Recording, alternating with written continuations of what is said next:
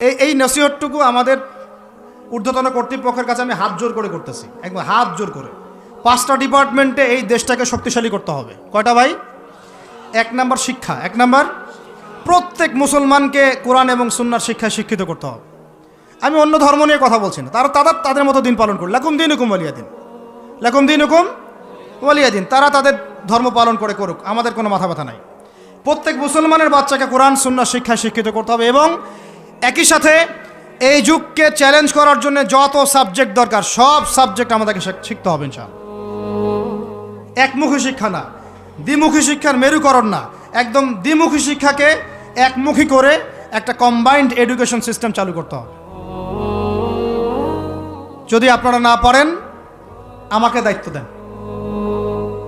আমাদেরকে বলেন যে ভাই বা ছোট ভাই, তোমাকে আমি 1 বছর সময় দিলাম, শিক্ষার বিষয়গুলো গোছায় দাও, বিনা পারিশ্রমিকে ইনশাল্লাহ করে দেব, কোনো সমস্যা নেই, 1 টাকাও দিতে হবে না, জাস্ট একটা চেয়ার টেবিল দেন, 100 জন আলেম দেন, 100 জন বুদ্ধিজীবী দেন, গড়ে দিব ইনশাআল্লাহ তাআলা। প্লে গ্রুপ থেকে মাস্টার্স পর্যন্ত আমাদের ছেলেমেয়েরা এমন শিক্ষায় শিক্ষিত হবে যেটাকে শরীফের গল্প শেখাবে না ইনশাআল্লাহ, বরং আমার ছেলে পাইলটও হবে, বিমানও চালাবে, আমার ছেলে ইনশাআল্লাহ হাফেজে করানো হবে ইনশাআল্লাহ, আমার মেয়ে ডক্টরও হবে ইনশাআল্লাহ, আমার মেয়ে আয়েশা রাদিয়াল্লাহু আনহার মতো মুহাদ্দিসও হবে ইনশাআল্লাহ। আমাদের এক ভাই সে রাজনীতিবিদও হবে ইনশাআল্লাহ, জুমার খুতবাও দিতে পারবে ইনশাআল্লাহ। আল্লাহর কসম করে বলতেছি, এমন শিক্ষা চালু করা সম্ভব, শুধু আপনারা যদি একটু সৎসাহস দেখান, একটু উদ্যোগ গ্রহণ করেন, আল্লাহ পাক বহুত আজর দিবেন আপনাদেরকে। আল্লাহ পাক এই ওসিলে আপনাদের সব গুনাহ মাফ করে জান্নাতও দিতে পারেন। আল্লাহর রাস্তায় আল্লাহর দিকে ফিরে আসেন। আমি আপনাদের সবচেয়ে শ্রেষ্ঠ বন্ধু, আমাকে শত্রু মনে করেন না।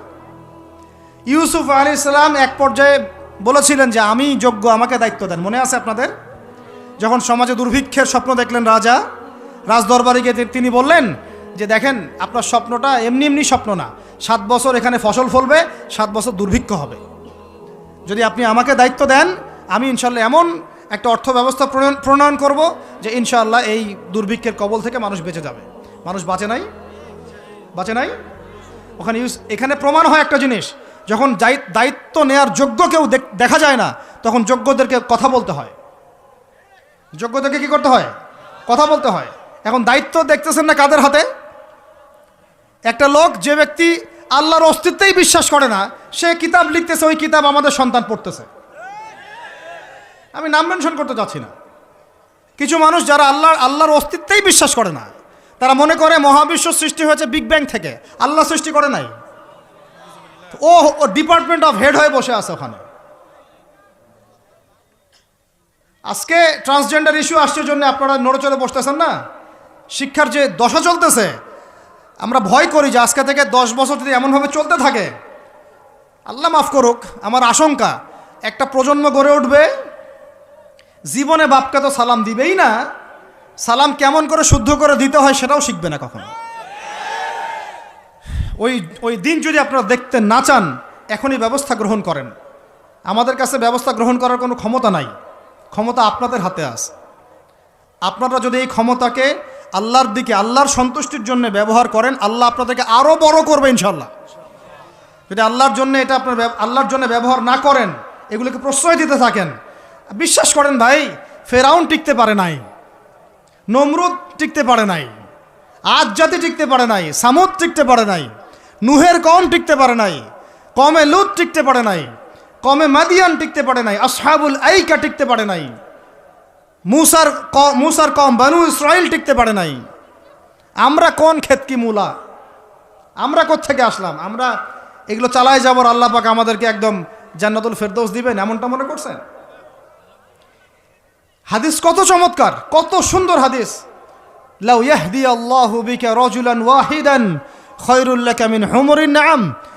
তোমার দ্বারা যদি একটা মানুষও আল্লাহর দিকে ফিরে আসে, আল্লাহওয়ালা হয়ে যায়, লাল উট কুরবানি করার চেয়ে বেশি নেকির কাজ। তোমার একটা দাওয়াতে যদি মানুষ আল্লাহর দিনের দিকে ফিরে আসে, ওই আমলকারী সব নেকি তুমি পাবা। যদি একজন সৎ নেতা দাঁড়ায় যায়, বলে যে আমরা প্রাইমারি লেভেলেই ক্লাস 1 থেকে 5 পর্যন্ত যে সময়টুকু, এই সময়টুকুর মধ্যে আমাদের বাচ্চাদেরকে কোরআন তেলাওয়াত করা বাধ্যতামূলক করে দিলাম, সিলেবাসভুক্ত করে দিলাম। ওই নেতার উপর আল্লাহ রহম করবে ইনশাআল্লাহ। সেই নেতা কোথায়, কে আছে সেই সাহসী নেতা? আমি আপনাদেরকে বলি যারা রাজনীতি করেন, কারণ আমার সাথে আপনাদের কোনো শত্রুতা নাই, আর আমি আপনার শত্রুও না, বরং বন্ধু। আপনারা যারা রাজনীতি করেন, এমন একটা নেতা খালি বের করে দেন, এমন একটা নেতা হয়ে যান খালি ওমরের মতো। আল্লাহ পাক তৌফিক দান করেন আপনাদেরকে, যে আপনারা যদি কোরআন শিক্ষাটাকে বাধ্যতামূলক করে দেন, নবীর হাদিস শিক্ষাগুলোকে বাধ্যতামূলক করে দেন, সিরাত নবীর জীবনী চর্চাগুলোকে বাধ্যতামূলক করেন উচ্চ মাধ্যমিক লেভেলে, দেখবেন এই ছেলেপেলেগুলো আর ওই ইয়াবাখোর হবে না ইনশাআল্লাহ।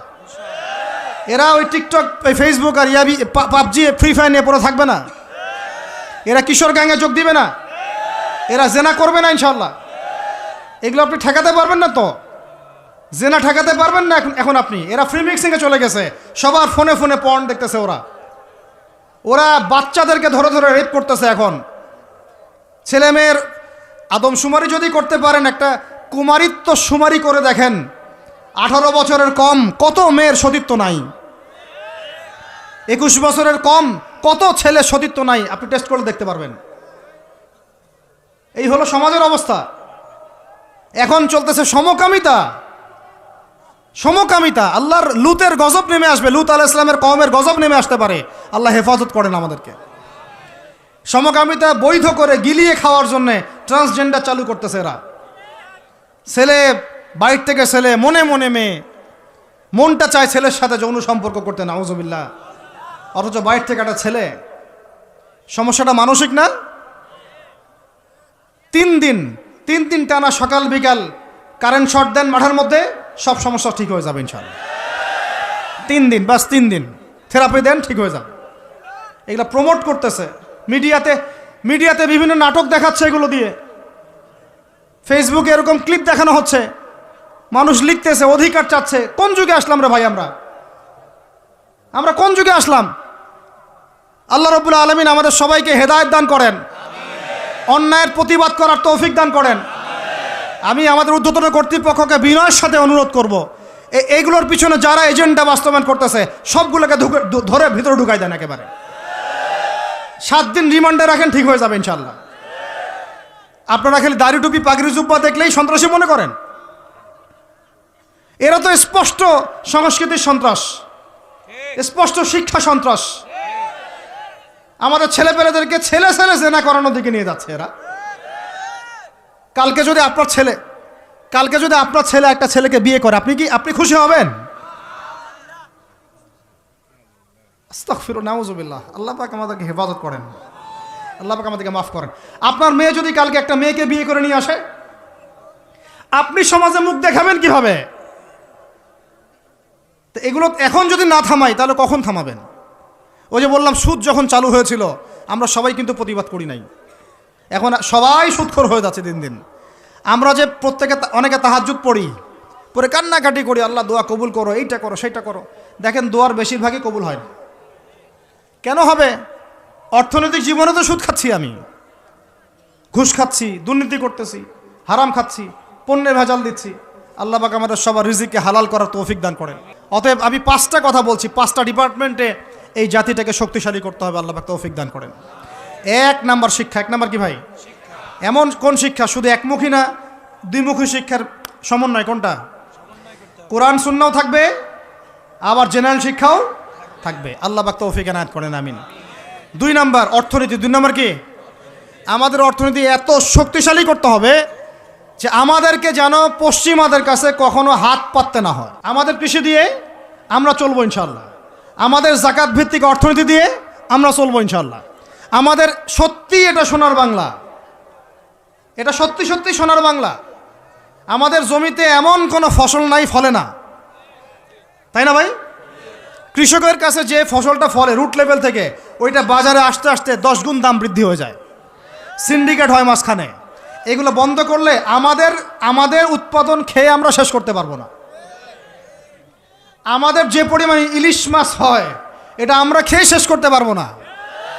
আমাদের সমুদ্রে যে পরিমাণ সম্পদ আছে না, এটা উঠাইলে আমাদের জাতির মাথাপিছু আরও বেড়ে যাবে। মাটির তলে গ্যাস আছে, আর যেখানে গ্যাস আছে তার মানে কি জানেন? তার মানে তার নিচে তেল আছে। আজ হোক আর কাল হোক তেল পাওয়া যাবে, আর তেল পাওয়া গেলেই দেখবেন আমেরিকা এসে আঁকড়া কাটছে। ওদের কাজই এইটা।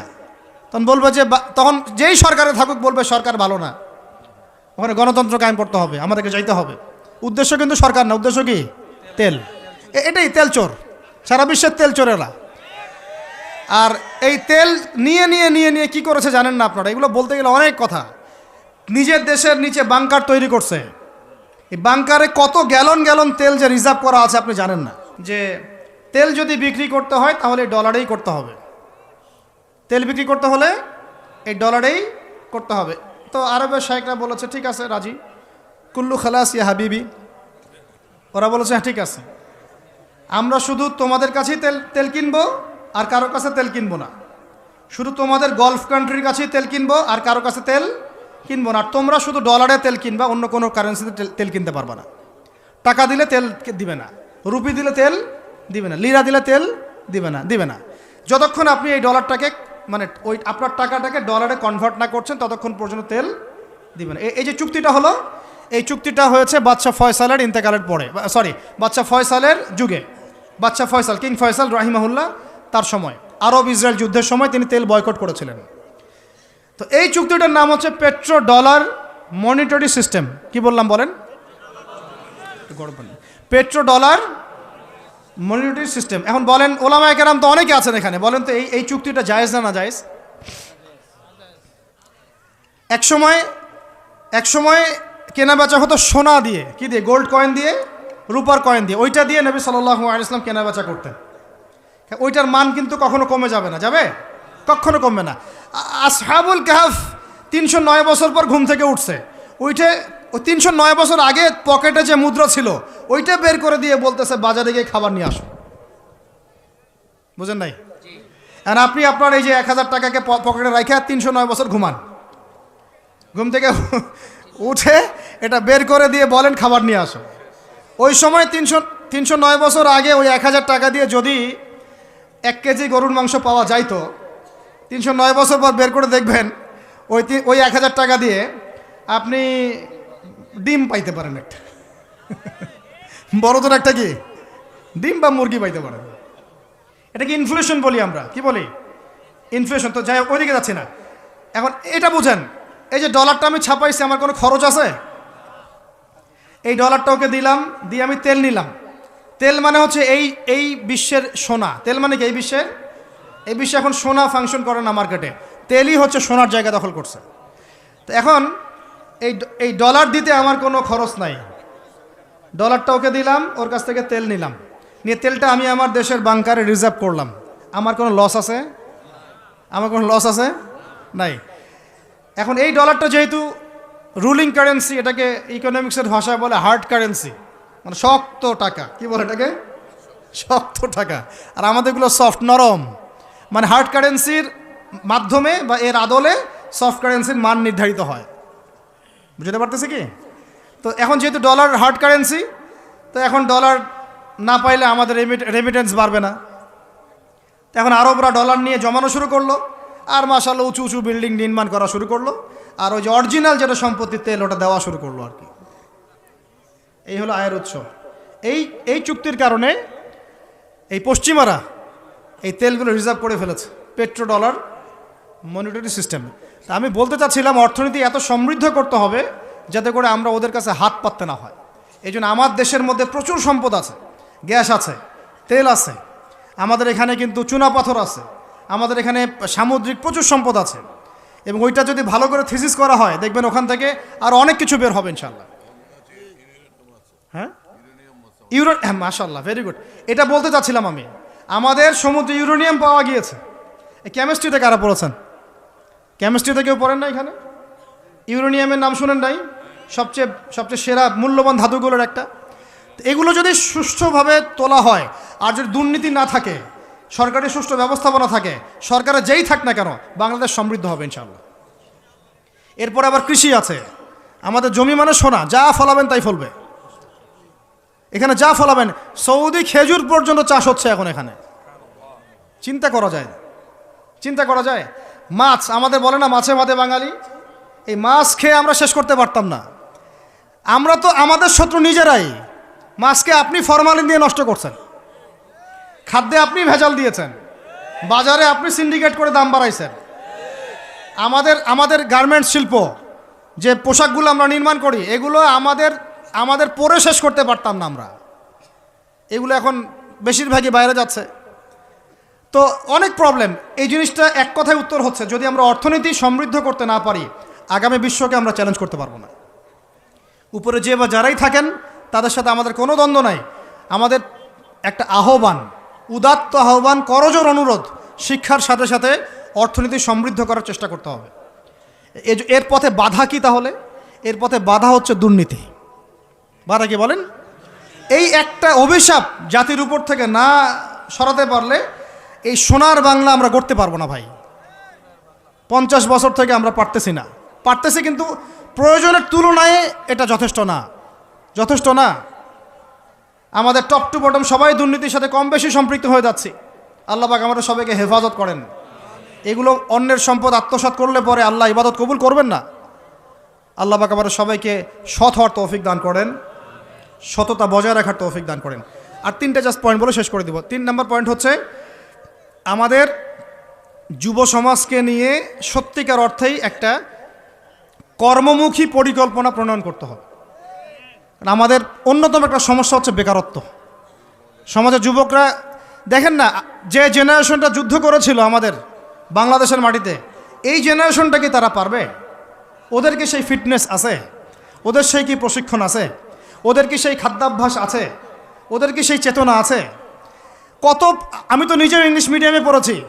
আমাদের ব্যাকগ্রাউন্ডে এমন অনেক স্টুডেন্ট ছিল যারা ভাষা দিবস, শহীদ দিবস নাম ওটা কবে সেটা বলতে পারে না। 7ই মার্চ কি হয়েছে তারা জানে না। 16 ডিসেম্বর কি দিবস ওরা জানে না। এরকম বহু আপনি স্কুল জরিপ করেন, বহু English medium, English version school আছে, ওরা জানে না এগুলো কি। ওরা এগুলো পড়ে না, জানে না। সংস্কৃতির কথা বলি, ভাষার কথা বলি, গৌরবের কথা বলি, এগুলো আমাদের গৌরবের জায়গা। কিন্তু আপনি দেখেন প্রত্যেক মোড়ে মোড়ে হিন্দি গান বাজতেছে, বাংলা গান কয়জন শুনতেছে? নজরুল নাই, হারাই গেল।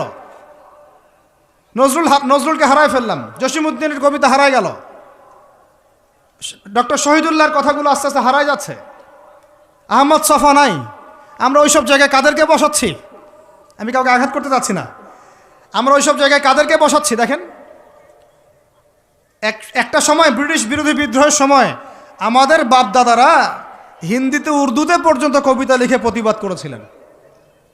আপনারা অনেকেই জানেন এগুলো, যারা পড়াশোনা করেন তারা তখন বলতেন, একটা ডায়লগ ছিল যে কি জানি, सरफरोशी की तमन्ना अब हमारे दिल में है, देखना है जोर कितना बाजुए कातिल में है। মনে নেই আপনাদের অনেকের? মানে স্বাধীনতার তামান্না আমাদের মনের মধ্যে আছে, খালি দেখার বাকি যে কাতেল বা জালেমের বাহুতে কত শক্তি আছে। কি কবিতা ছিল ওই সময়কার। তো আমরা এগুলো হারাই ফেলতেছি। আমাদের ইয়াং জেনারেশনকে যেমন করে কোরআন সুন্নাহ শিক্ষিত করতে হবে, দেশ, জাতি, ঐতিহ্য, সংস্কৃতিতেও বলিয়ান করতে হবে। একই সাথে ওদের বেকারত্ব দূর করার জন্য কর্মমুখী পরিকল্পনা গ্রহণ করতে হবে। এদেরকে কাজে লাগান। বেকার বসে আছে, অলস, সারাদিন মাথার মধ্যে দুনিয়া শয়তানি, সারাদিন মোবাইল, লুডো খেলে, পাবজি, ফ্রি ফায়ার, এগুলো কাজ নাই, কোনো কাজ। আল্লাহ পাক আমাদেরকে এই ফিতনাগুলো থেকে হেফাজত করেন, আমিন। আর এই জায়গায় আমাদের এই স্বজন প্রীতি এগুলো ত্যাগ করতে হবে। প্রতিভা যার তাকে মূল্যায়ন করতে হবে। যদি আমার প্রতিভা থাকে আমাকে চাকরি দিতে হবে, ওই ভাইয়ের প্রতিভা থাকে তাকে চাকরি দিতে হবে। ওই ভাইয়ের প্রতিভা আছে, সে রিটার্নে ফার্স্ট হয়েছে, ভাই ভালো করেছে, ওকে অগ্রাধিকার দিতে হবে। কেন আমি দল করে বলেই আমার চাকরিটা হবে? কেন আমার মামা অমুক, খালা অমুক, খালু অমুক বলেই চাকরিটা হবে? কেন হবে? এই অন্যায় যদি চলতে থাকে আল্লাহর গজব নেমে আসবে।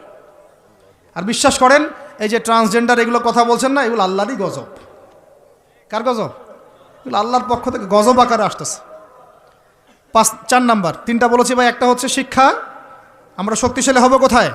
শিক্ষা ইনশাআল্লাহ। 2 নাম্বার অর্থনীতিতে, 3 নাম্বার কর্মসংস্থানে। 4 নাম্বার হচ্ছে আমাদের এই জাতির একটা বড় অংশ, প্রায় 50% হচ্ছে মেয়েরা, মহিলারা। তাদেরকে কাজে লাগাতে হবে অবশ্যই। আমরা মহিলাদেরকে অনেক ক্ষেত্রে দিনই ক্ষেত্রেও পিছায় ফেলছি। আপনারা আসছেন, বসছেন, আওয়াজ শুনলেন, কয়জন মহিলা এই সুযোগটা পায়? কয়টা বাসায় মহিলাদের তালিম হয়? কয়টা দেশে মহিলা মাদ্রাসার সংখ্যা আসলেই কত? মহিলা আলেমা খুঁজে পাচ্ছি না আমরা মাদ্রাসা প্রতিষ্ঠা করতে গেলে আলেমা খুঁজে পাচ্ছি না, যে মুফতি বা ইফতা ফারেক বা দাওরা হাদিস পাশ করা আলেমা খুঁজে খুঁজে বের করতে হচ্ছে।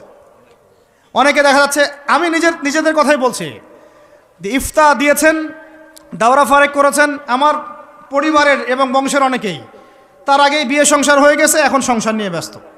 তাহলে এখন মেয়েদের মধ্যে খেদমত কে করবে? আমি আপনি কি মেয়েদের মধ্যে এইভাবে ওয়াজ করতে পারবো? ওদেরকে সামনে নিয়ে বসতে পারবো? ওদের সমস্যাগুলিকে আমরা সলভ করতে পারবো? তাহলে আপনার বোনকে দায়িত্বটা পালন করতে হবে, আপনার মেয়েকে বা আপনার স্ত্রীকে। তো সেক্ষেত্রে তো আমরা সেরকম স্ত্রী, সেই মেয়ে, সেই জেনারেশন তৈরি করতে পারছি না।